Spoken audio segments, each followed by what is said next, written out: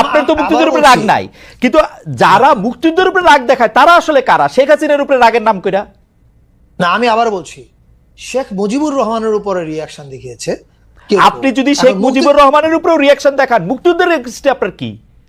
আমি আবার বলছি, আপনি কি আমাকে এবং আমাদের সরকারকে যদি বলেন, বা বাংলাদেশ, আপনাদের সরকারও তো দেখায় দেয় যে ইনু সাহেব দেখায় দেয় হাসিনা রেগিয়া জিগান, মুজিব রেগিয়া জিগান, আমরা তা করে জিগামু কেন?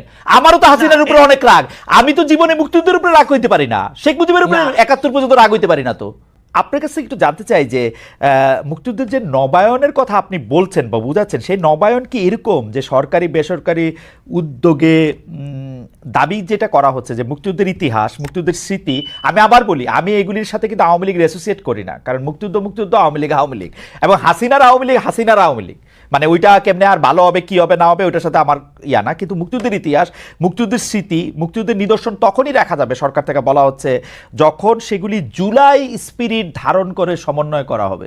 ইন্টারেস্টিং, তাই না? মানে মুক্তিযুদ্ধের স্মৃতিকে জুলাই স্পিরিটের সাথে ম্যাচ করতে হবে। আমি আপনার দুই চারটা ঘটনাও বলি ভাই, তাহলে আপনি বুঝবেন। না, এটা হলো আমার আন্ডারস্ট্যান্ডিং। এই জন্যই কি সরকারি বেসরকারি উদ্যোগে এই দাবিগুলি করা হচ্ছে কিনা ছোট ছোট জায়গায়, যে মুক্তিযুদ্ধের ইতিহাস, মুক্তিযুদ্ধের স্মৃতি, মুক্তিযুদ্ধের নিদর্শন তখনই রাখা যাবে, প্রদর্শন করা যাবে যখন যেগুলি জুলাই স্পিরিট ধারণ করে। যেমন আমি উদাহরণ দিতেছি, তাহলে আপনি বুঝবেন। যে ধরেন বঙ্গবন্ধু এভিনিউর নাম পাল্টে শহীদ আবরার এভিনিউ করা হলো, খুব ভালো কাজ করছেন, এটা জিন্না এভিনিউ করে দেন, আরো ভালো। স্বাধীনতার দিবসের অনুষ্ঠান করার সময় মুক্তিযুদ্ধের মুরাল ঢেকে রাখা হয়েছে। জাতীয় জাদুঘরের মুক্তিযুদ্ধের গ্যালারি জুলাই স্পিরিট ধারণ করে সংস্কারের উদ্যোগ নেওয়া হয়েছে।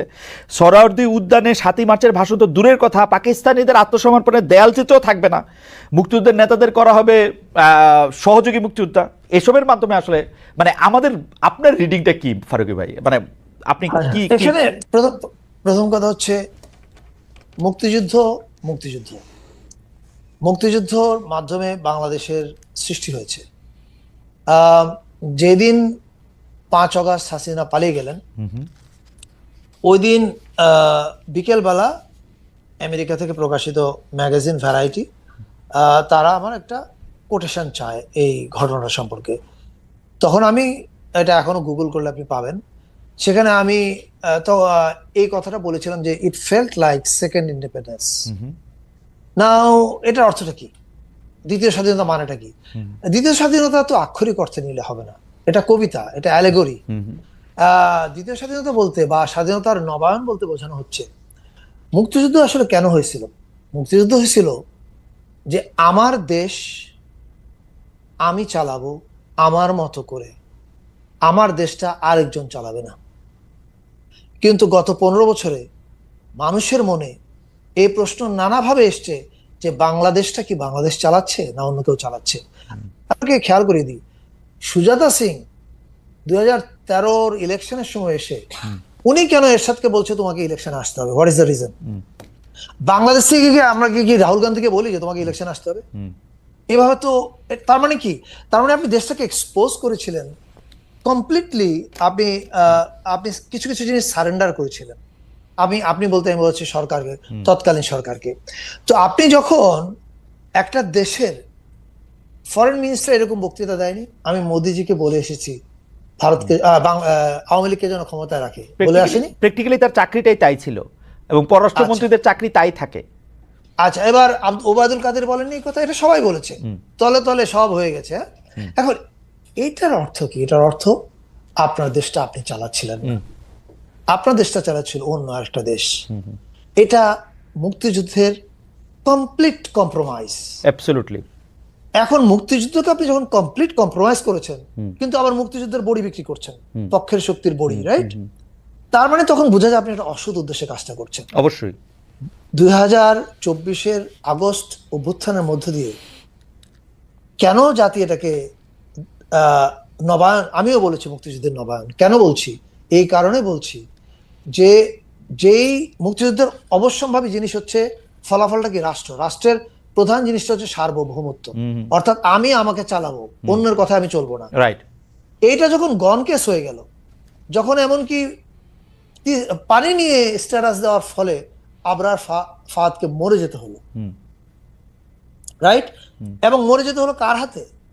ক্ষমতাসীন সরকারের ছাত্রলীগের হাতে। আপনি বুঝেন অবস্থা। আমার হাসিনার সমালোচনা করেনি, করছে আরেক দেশের সমালোচনা।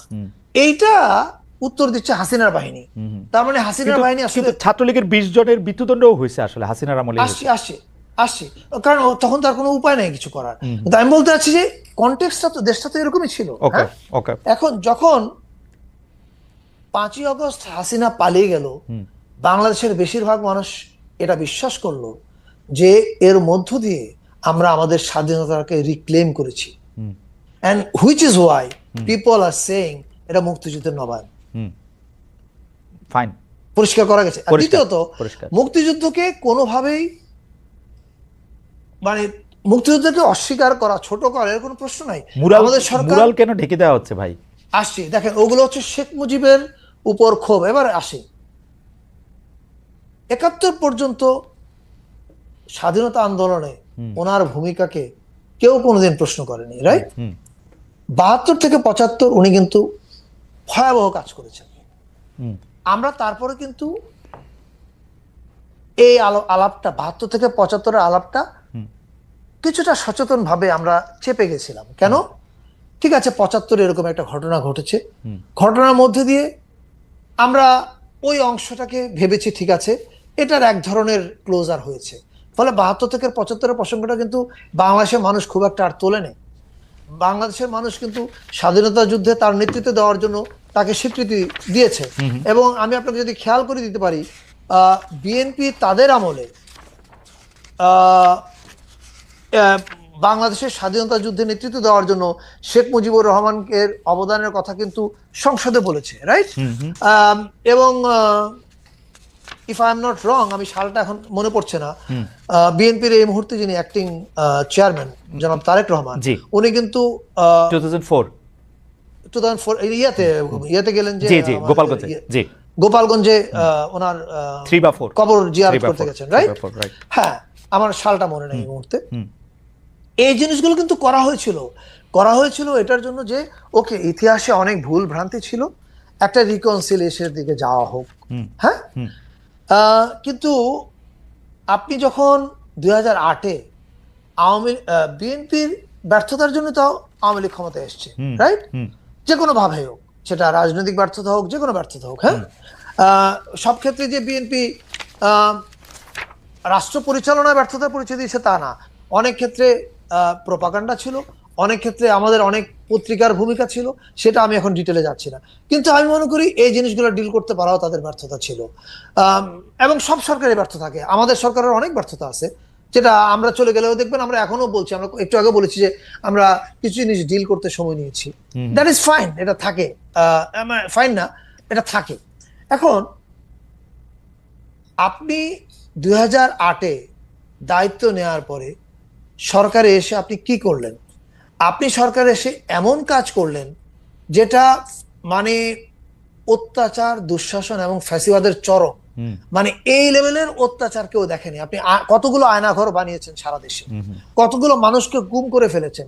আপনি ইউ ডিডন্ট বদার, আপনার কিছু যায় আসে না। আপনি ব্যাংকের পর ব্যাংক লুট করে ফেলেছেন কতগুলো ফ্যামিলিকে দিয়ে। আপনি যা তা করেছেন, আপনার মনে যা হয়েছে, কারণ আপনি মনে করেছেন বাংলাদেশের মানুষের ভোটের আমার দরকার নাই, ফলে আমি যা ইচ্ছা তা করতে পারি। এখন আপনি যখন এগুলো করেছেন, করার মধ্য দিয়ে প্রফেসর ইউনুস যখন উনি চিফ অ্যাডভাইজার হিসেবে দায়িত্ব নেননি, বা নিয়েছেন হয়তো, বা আমি ঠিক এখন এক্সাক্ট সময়টা মনে নাই, এনডিটিভিতে একটা ইন্টারভিউতে উনি একটা কথা বলেছিলেন। I think we can go back to that note of হিম।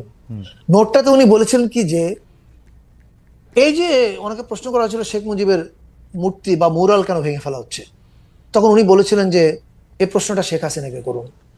আমি মনে করি যে এটা শেখ হাসিনারও ভাবার, এবং আওয়ামী লীগের প্রতি যারা সিম্প্যাথাইজড আছেন তাদেরও ভাবার প্রয়োজন আছে যে হাসিনার কোন পাপে শেখ মুজিবুর রহমানের 72 থেকে 75-এর অপরাধগুলো আবার জিন্দা হয়ে উঠেছে। এটা আওয়ামী লীগকে ভাবতে হবে। ফারুক ভাই, আমি একটা নর্মাল কথা বলি।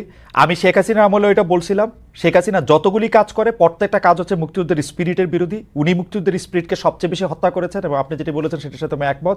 মুক্তিযুদ্ধের চেতনার নামক বড়ি উনি বিক্রি করেছেন, কিন্তু সবগুলি কাজ করেছেন মুক্তিযুদ্ধের এগেনস্টে। মুক্তিযুদ্ধের এগেনস্টে না থাকলে তো উনি গুম, খুন, হত্যা, এই গণতন্ত্রের হত্যা, এগুলি তিনি করতে পারতেন না, সকল প্রতিষ্ঠানের হত্যা তিনি করতে পারতেন না। কিন্তু আমরা শেখ হাসিনার উপরে রাগ হয়ে মুক্তিযুদ্ধের উপরে রাগ দেখাবো, সেটা কোনটা? আমার তো মুক্তিযুদ্ধের উপরে রাগ লাগে না। না, আপনার তো আবার মুক্তিযুদ্ধের উপরে রাগ বলছি। নাই, কিন্তু যারা মুক্তিযুদ্ধের উপরে রাগ দেখায় তারা আসলে কারা? শেখ হাসিনার উপরে রাগের নাম কইরা? না, আমি আবার বলছি, শেখ মুজিবুর রহমানের উপরে রিয়াকশন দেখিয়েছে কেউ কেউ। আপনি যদি এখন শেখ মুজিবুর রহমানের উপরেও রিয়াকশন দেখান, মুক্তিযুদ্ধের এগেইনস্টে আপনার কি? আমি আবার বলছি, আপনি কি আমাকে এবং আমাদের সরকারকে যদি বলেন বা বাংলাদেশ আপনাদের সরকারও তো দেখায় দেয় যে ইনু সাহেব দেখায় দেয় হাসিনা রেগে জিগান, মুজিব রেগে জিগান, আমরা তা করে জিগামু কেন? আমারও তো হাসিনার উপরে অনেক রাগ। আমি তো জীবনে মুক্তিযুদ্ধের উপরে রাগ হইতে পারি না, শেখ মুজিবের উপরে ৭১ পর্যন্ত রাগ হইতে পারি না তো। না, আমি বলি আমরা সরকারের তরফ থেকে যদি আপনি কোনো একটা কারণ দেখতেন যেটা মুক্তিযুদ্ধ